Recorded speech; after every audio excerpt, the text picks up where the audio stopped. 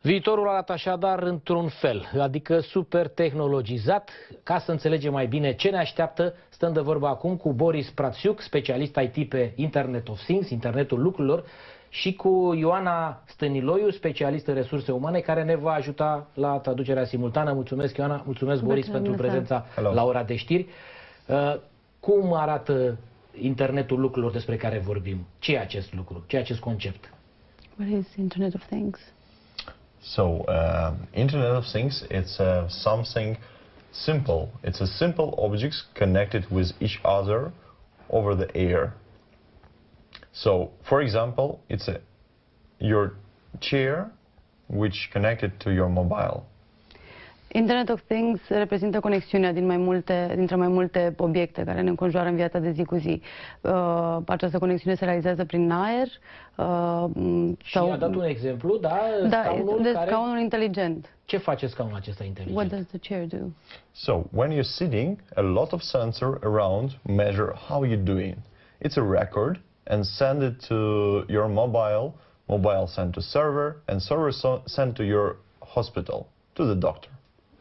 Practic, scaunul inteligent înregistrează toată greutatea corpului, felul în care se așează pe scaun, poate înregistra dacă există probleme ale posturii. Toate acestea sunt înregistrate, transmise prin mobil către server, iar din server către doctor. Și doctorul dă sfaturi, dacă stăm sau nu bine și ce trebuie să facem în continuare, nu? Pe scaun. So the doctor gives you prescriptions for what. Deci are un scop chiar terapeutic această aplicație. So he monitors during not 1 hour, not 1 week, during the years. So he can know how you live and he can know what's happening with you when you are at home. Scaunul poate înregistra ce se întâmplă cu corpul tău de-a lungul anilor și să vadă exact evoluția în timp. Ceea ce e foarte util. Un alt exemplu care ar putea să fie interesant la momentul actual, la care vă gândiți, la care lucrați, nu? Că exemplele astea nu sunt pură fantezie. Another interesting example, actual example that we produce these days.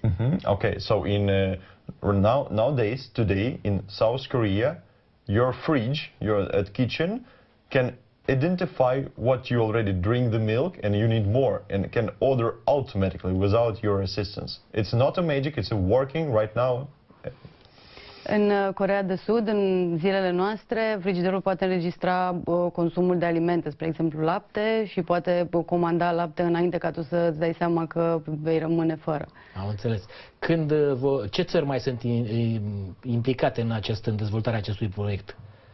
Unde suntem în momentul de față? Which other countries are involved in developing this? Oh, okay. So this worldwide trend, so all countries, especially United States, all Europe, and of course Ukraine, Russia, Belarus, Romania, involved in that process. So almost all country who has IT developers, who has developers, programmers, and so on.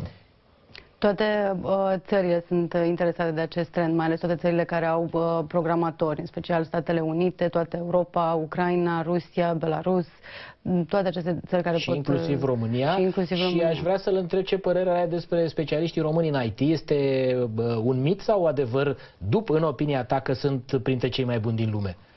What do you think about Romanian developers? What's your opinion on them? Are they as good? Yeah, today I saw them on the Dev Talks. It's a good big event in Romania, and I was really impressed about the level and about the quality of the speech there.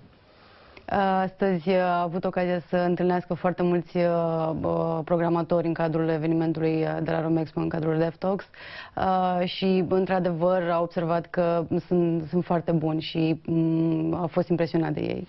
Când vom ajunge să beneficiem de toate aceste surprize extraordinare, super tehnologizate? În cât timp? How long will it take us to Lumea va fi condusă de aparate, să spunem. How long will it take us to be led by machines? Actually, it's already with us.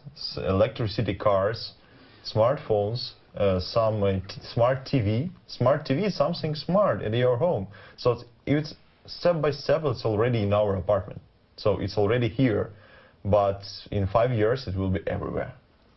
Chiar și în momentul de față, practic, trăim printre toate aceste device-uri inteligente, telefon inteligent și așa mai departe.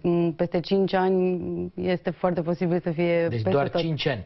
Bun, ce ne mai rămâne de făcut dacă avem în jurul nostru televizoare, mașini de spălat, eu știu, cuptoare inteligente? Ce mai rămâne omului de făcut?